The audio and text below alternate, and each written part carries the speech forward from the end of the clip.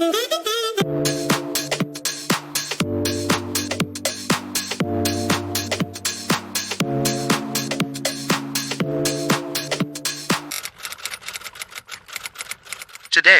we take for granted that we live among diverse communities of animals that feed on each other.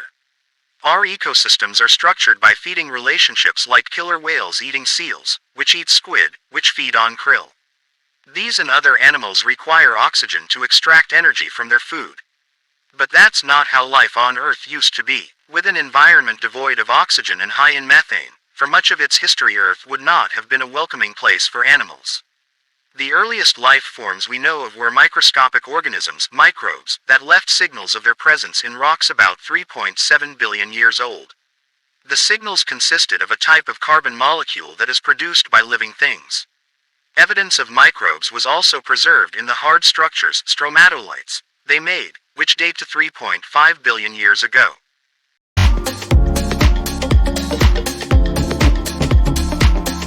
Stromatolites are created as sticky mats of microbes trap and bind sediments into layers.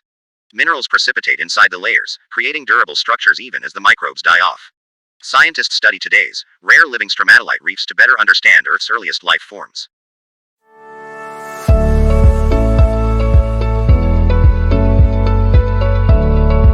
An oxygen atmosphere. When cyanobacteria evolved at least 2.4 billion years ago, they set the stage for a remarkable transformation. They became Earth's first photosynthesizers, making food using water and the sun's energy, and releasing oxygen as a result. This catalyzed a sudden, dramatic rise in oxygen, making the environment less hospitable for other microbes that cannot tolerate oxygen. Evidence for this great oxidation event is recorded in changes in seafloor rocks.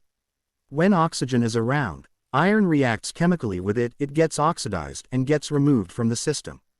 Rocks dating to before the event are striped with bands of iron. Rocks dating to after the event do not have iron bands, showing that oxygen was now in the picture. After the initial pulse of oxygen, it stabilized at lower levels where it would remain for a couple billion years more. In fact, as cyanobacteria died and drifted down through the water, the decomposition of their bodies probably reduced oxygen levels. So, the ocean was still not a suitable environment for most lifeforms that need ample oxygen.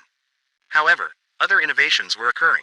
While they can process lots of chemicals, microbes did not have the specialized cells that are needed for complex bodies. Animal bodies have various cells: skin, blood, bone, which contain organelles, each doing a distinct job. Microbes are just single cells with no organelles and no nuclei to package their DNA. Something revolutionary happened as microbes began living inside other microbes, functioning as organelles for them. Mitochondria, the organelles that process food into energy, evolved from these mutually beneficial relationships. Also, for the first time, DNA became packaged in nuclei.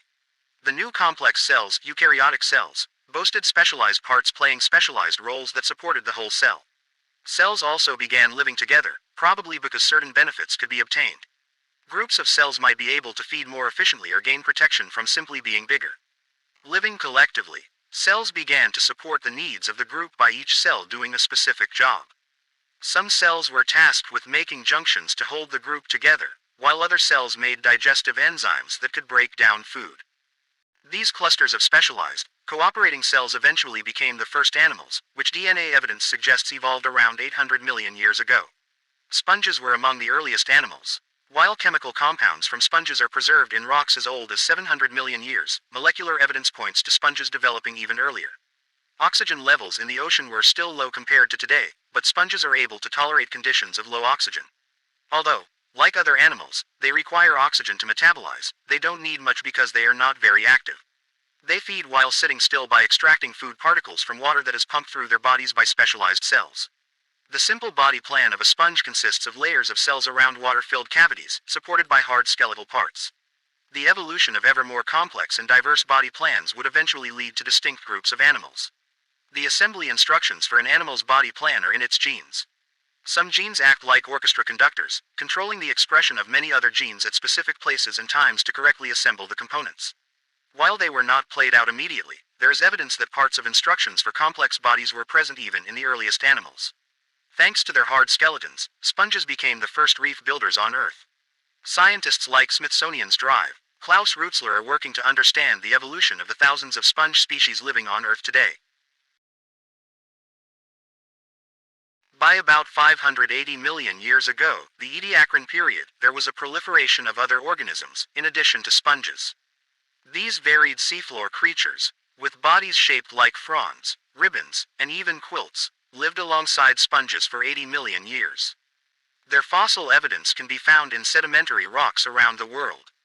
However, the body plans of most Ediacaran animals did not look like modern groups. Smithsonian's Drive, Douglas Irwin, using comparative developmental evidence, has examined whether any of the fossilized Ediacaran animals were related to modern animals. By the end of the Ediacaran, oxygen levels rose, approaching levels sufficient to sustain oxygen-based life. The early sponges may actually have helped boost oxygen by eating bacteria, removing them from the decomposition process.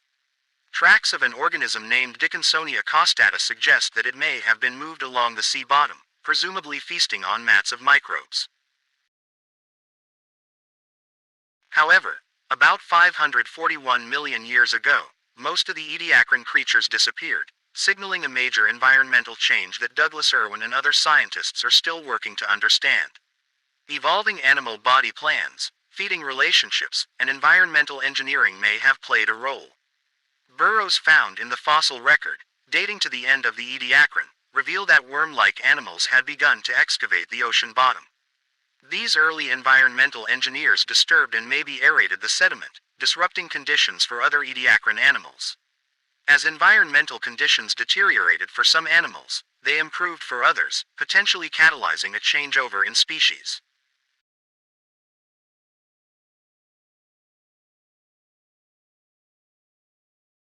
The Cambrian period, 541–485 million years ago, witnessed a wild explosion of new life forms. Along with new burrowing lifestyles came hard body parts like shells and spines.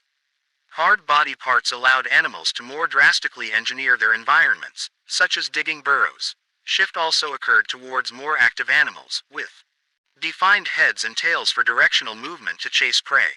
Active feeding by well-armored animals like trilobites may have further disrupted the sea floor that the soft Ediacaran creatures had lived on. Watch video, The Cambrian Explosion of Life with paleontologist Karma Nanglu. Link is in the description. Unique feeding styles partitioned the environment, making room for more diversification of life.